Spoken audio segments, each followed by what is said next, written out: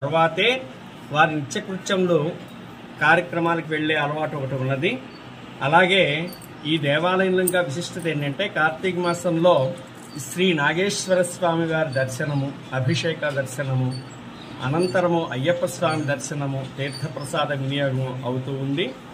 అలాగా ఆ తర్వాత శ్రీ గట్టుపల్లి సుబ్రహ్మణ్యం గారు అయ్యప్ప స్వామి దీక్షల యందు ఆయనకి ఎంతో ఆసక్తి ఉండి కొన్ని 2 దశాబ్దాలుగా ఆయన కూడా ఈ అన్నదాన కార్యక్రమాన్ని చాలా విశేషంగా నిర్వర్తిస్తూ ఉన్నారు.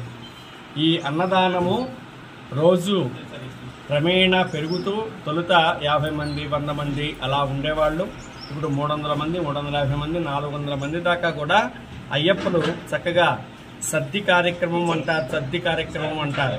మధ్యాహ్నం భోజనం ఏర్పాటు, ఏదో సాంబారు అట్లా కాకుండా ప్రత్యేకంగా షట్రసోపేతముగా ఏ రోజైనా సరే పిండి వంట ఉండవలసిందే.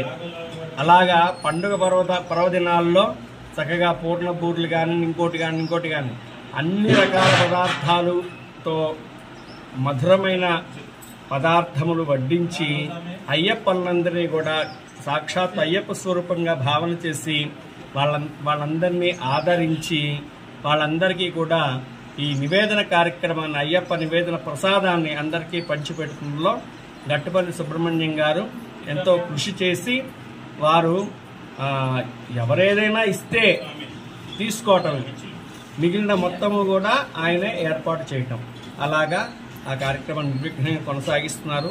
41 రోజులు మండల దీక్షగా ఈ అయ్యప్ప స్వామి సద్ది కార్యక్రమం అనేది జరుగుతోంది. ఇక్కడ వచ్చిన వాళ్ళందరూ కూడా సంతోషంగా సద్ది తీసుకుని వెళ్తారు. అలాగే జై